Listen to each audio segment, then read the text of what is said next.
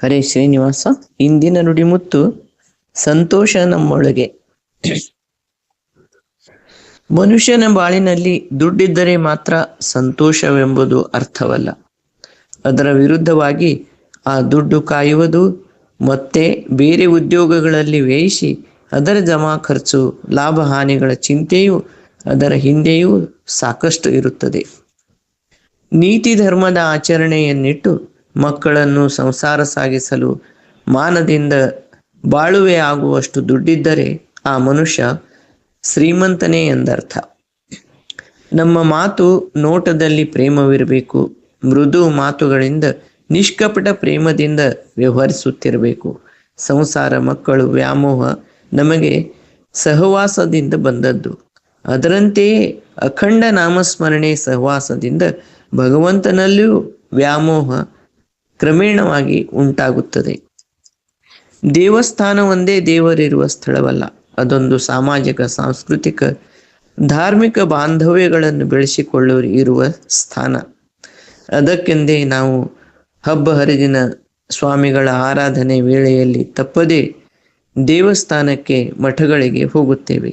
ಅಲ್ಲಿ ನಡೆಯುವ ಪೂಜೆ, ಭಜನೆ, ಕೀರ್ತನೆಗಳು ಮನಸ್ಸಿಗೇನೋ ನಿರ್ಮಲತೆಯನ್ನು ತಪ್ಪದೇ ಕೊಡುತ್ತವೆ. ಆ ಪೂಜೆ ಆರತಿಗಳಲ್ಲಿಯ ಮಂತ್ರ ಪಠಣ, ಗಂಟೆ ಜಾಂಗಟೆಗಳ ನಾದ ನಮ್ಮ ಮನಸ್ಸಿಗೆ ಹೊಸ ಊರ್ಜೆಯನ್ನು ಕೊಡುವುದರಲ್ಲಿ ಸಂಶಯವಿಲ್ಲ. ಅದಕ್ಕೆಂದೇ ಸಣ್ಣ ಮಕ್ಕಳನ್ನು ಆಗಾಗ ದೇವಸ್ಥಾನ ಹಾಗೂ ಮಠಗಳಿಗೆ ಕರೆದುಕೊಂಡು ಹೋಗಬೇಕು ಪಾಲಕರು. ಅವರಿಗೆ ಶಾಲೆಯಲ್ಲಿ ಹೇಳಿಕೊಟ್ಟ ಶ್ಲೋಕ ಮಂತ್ರಗಳನ್ನು ಹೇಳಿಸಬೇಕು ದೇವರ ಮುಂದೆ. ಅದೊಂದು ಪವಿತ್ರ ಸ್ಥಳವೆಂದು ಮಕ್ಕಳಿಗೂ ವಿಶೇಷವೆನಿಸುವುದು. ಬರೀ ಈ ಮಾತುಗಳನ್ನು ಹೇಳಿ ಕೇಳಿ ಓದಿ ಉಪಯೋಗವಿಲ್ಲ. ಆಚರಣೆಯಲ್ಲಿ ತಂದರೆ ಆ ಸಮಯದ ಸದುಪಯೋಗದ ಭಾಗ್ಯ ಸಿಗುವುದು. ಅಲ್ಲಿಯ ಪ್ರಸಾದ, ತೀರ್ಥ ವಿತರಣೆ ಮಕ್ಕಳಿಗೂ ಇಷ್ಟವಾಗುವುದು. ಸಣ್ಣ ಮಕ್ಕಳ ಚಿಕಿತ್ಸಕ ಮನಸ್ಸು ಹೇಗಿರುತ್ತದೆ ಎಂದರೆ, ಒಮ್ಮೆ ನಮ್ಮ ಕುಟುಂಬದವರೆಲ್ಲ ಸೇರಿಕೊಂಡು ತೊರವಿ ನರಸಿಂಹದೇವರಿಗೆ ಹೋಗಿದ್ದೆವು ದೇವಸ್ಥಾನಕ್ಕೆ. ಪ್ರಹ್ಲಾದನ ಕಥೆ ಕೇಳಿದ ನಮ್ಮ 4 ವರ್ಷದ ಮೊಮ್ಮಗ ಅಲ್ಲಿಯ ಪೂಜಾರಿಗೆ ನನಗೆ ಹಿರಣ್ಯಕಶಿಪುವನ್ನು ತೋರಿಸಿರಿ ಎಂದು ದುಂಬಾಲು ಬಿದ್ದ. ಹೂಹಾರ, ರೇಷ್ಮೆ ಮಡಿಗಳಿಂದ ಅಲಂಕೃತನಾದ ನರಸಿಂಹ ವಿಗ್ರಹದಲ್ಲಿ ಹಿರಣ್ಯಕಶ್ಯಪು ಮುಚ್ಚಿ ಹೋಗಿದ್ದ. ನಮ್ಮ ಮೊಮ್ಮಗ ಬಾರಿಗೂ ಪೂಜಾರಿಗೆ ಹಿರಣ್ಯಕಶಿಪುವನ್ನು ತೋರಿಸಿರೆಂದು ಕೇಳತೊಡಗಿದ. ಪೂಜಾರರಿಗೆ ದಕ್ಷಿಣೆ ಕೊಡಲು ತಯಾರಿಲ್ಲ ಅವನು. ಆವಾಗ ಪೂಜಾರಪ್ಪ, ಹೊರಗೆ ನರಸಿಂಹದೇವರ ಫೋಟೋದಲ್ಲಿ ನಿನಗೆ ಹಿರಣ್ಯಕಶಿಪು ಕಾಣಿಸ್ತಾನೆ ನೋಡು. ಈಗ ನೀನು ನೋಡು ಅದನ್ನ. ನಾಳೆ ಬೆಳಗ್ಗೆ ನೀನು ಗುಡಿಗೆ ಬಾ. ಪೂಜೆ, ಅಭಿಷೇಕ ಮಾಡುವಾಗ ಹಿರಣ್ಯಕಶಿಪುವನ್ನು ನಿನಗೆ ತೋರಿಸ್ತೇನೆ ಎಂದಾಗ ಆ ಮಗು ಸುಮ್ಮಗಾಯಿತು. ಹೀಗಿದೆ ಕುತೂಹಲ ತುಂಬಿದ ಮಕ್ಕಳ ಮನಸ್ಸು ಕೂಡ. ಹರೇ ಶ್ರೀನಿವಾಸ. ಇಂದಿನ ನುಡಿಮುತ್ತು ಕಲಿಕೆಯ ರಹಸ್ಯ. ಪುಟ್ಟ ಮಗು ಭಾಷೆಯನ್ನು ಹೇಗೆ ಕಲಿಯುತ್ತದೆ? ಇದು ಆಗಾಗ ನಮಗೆಲ್ಲ ಕಾಡುವ ಪ್ರಶ್ನೆ. ಅರ್ಥ, ಭಾವನೆಗಳು ಪುಟ್ಟ ಮಗುವಿಗೆ ಹೇಗೆ ತಿಳಿಯುತ್ತವೆ? ಜೊತೆಗೆ ಭಾಷಾ ಸ್ವರೂಪ, ವ್ಯಾಕರಣ ಇವೆಲ್ಲ ಹೇಗೆ ಅರಿವಿಗೆ ಬರುವುದು? ಒಂದಿಷ್ಟು ಪೂರ್ವಜ್ಞಾನ ಇಲ್ಲದೆ ಇವೆಲ್ಲ ಸಾಧಿಸಲು ಸಾಧ್ಯವೇ? ಈ ಪ್ರಶ್ನೆಗಳಿಗೆ ಉತ್ತರವನ್ನು ಕಂಡುಹಿಡಿಯಲು ವಿಜ್ಞಾನಿಗಳು ಪ್ರಯತ್ನಿಸುತ್ತಲೇ ಇದ್ದಾರೆ. ಭಾಷಾಶಾಸ್ತ್ರಜ್ಞರ ಸಿದ್ಧಾಂತದ ಪ್ರಕಾರ ಮೂಲಭೂತ ಜ್ಞಾನದ ಸಮೇತ ಹುಟ್ಟಿರುತ್ತಾರೆ ಮಕ್ಕಳು. ಅಂದರೆ ಜನನಕ್ಕೆ ಮೊದಲೇ ಅವರ ಮೆದುಳಿನಲ್ಲಿ ಭಾಷೆ, ವ್ಯಾಕರಣಗಳನ್ನು ಅರಿಯುವ ಕೋಶ ವಿನ್ಯಾಸ ಸಿದ್ಧವಾಗಿರುತ್ತದೆ. ಭಾಷೆಯ ಸ್ವರೂಪ, ಬಳಕೆಯ ಕ್ರಮಗಳನ್ನು ಅರಿಯುವ ನಿಟ್ಟಿನಲ್ಲಿ ಅಗತ್ಯವಾದ ಮೂಲಭೂತ ಅರಿವು ಮಗುವಿನ ಜನ್ಮದಲ್ಲೇ ಬಂದಿರುತ್ತದೆ ಎಂದು ಕೆಲವರ ವಿಜ್ಞಾನಿಗಳ ಅಭಿಪ್ರಾಯ. ಹುಟ್ಟು ತಿಳುವಳಿಕೆ ನಿಜ ಎಂದು ವಿಜ್ಞಾನಿಗಳು ಒಪ್ಪಿಕೊಂಡಿದ್ದರೂ ಅದನ್ನು ಗುರುತಿಸುವ ಹೆಸರನ್ನು ಅವರು ಇಟ್ಟಿಲ್ಲ ಇನ್ನೂವರೆಗೂ. ಮನುಷ್ಯರು ಹುಟ್ಟುವಾಗಲೇ ಅವರಲ್ಲಿ ಕೆಲವೊಂದು ಜ್ಞಾನ, ತಿಳುವಳಿಕೆ ಇರುತ್ತದೆ ಎಂಬುದನ್ನು ಸಾವಿರಾರು ವರ್ಷಗಳ ಹಿಂದೆ ಪ್ರಾಚೀನ ಭಾರತೀಯರು ಹೇಳಿದ್ದು.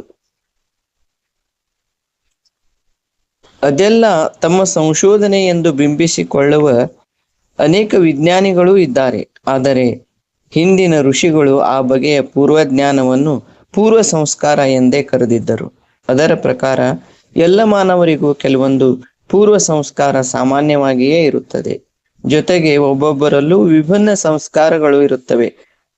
ಹೀಗಾಗಿ ಕೆಲವರು ಬಾಲ್ಯದಲ್ಲೇ ಸಂಗೀತದಲ್ಲಿ ಚತುರರು, ಮತ್ತೆ ಕೆಲವರು ಗಣಿತದಲ್ಲಿ ಮೇಧಾವಿಗಳು ಆಗಿರುತ್ತಾರೆ.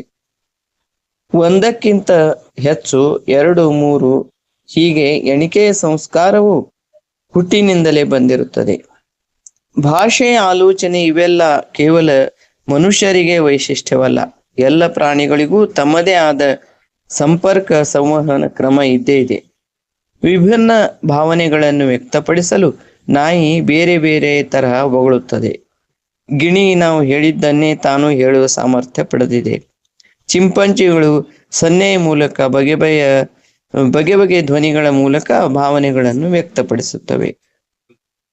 ಮನುಷ್ಯರ ಹಾಗೆ ಎಲ್ಲ ಜೀವಿಗಳು ಮಾತನಾಡಬೇಕು ಎಂಬ ನಿಯಮವಿಲ್ಲ.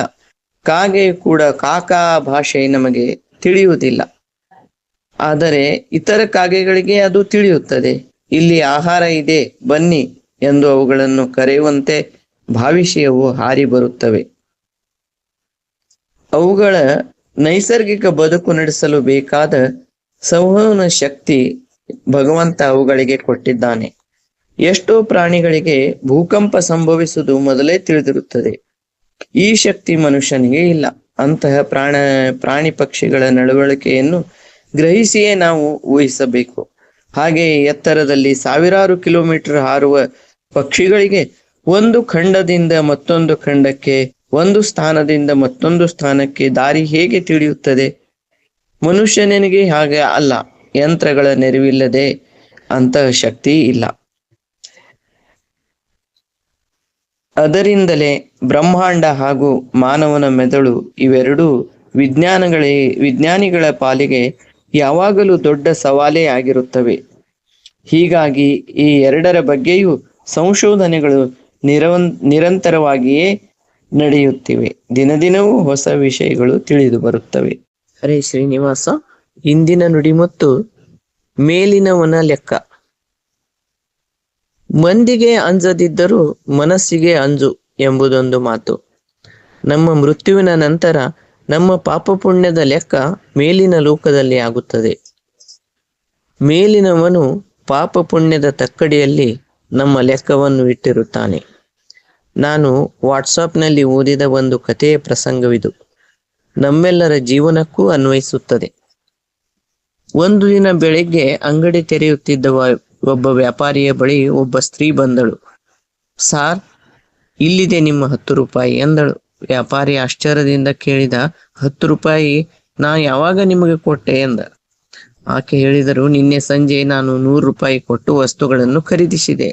ಅದರ ಮೌಲ್ಯ 70 ರೂಪಾಯಿ ಆಗಿತ್ತು. ನೀವು ನನಗೆ ವಾಪಸ್ಸು 30 ಕೊಡಬೇಕಾಗಿತ್ತು. ತಪ್ಪಾಗಿ 40 ರೂಪಾಯಿ ಕೊಟ್ಟಿದ್ದೀರಿ. ಅದಕ್ಕೆ ಈ 10 ರೂಪಾಯಿ ಹಿಂದಿರುಗಿಸಲು ಬಂದಿದ್ದೇನೆ ಎಂದು.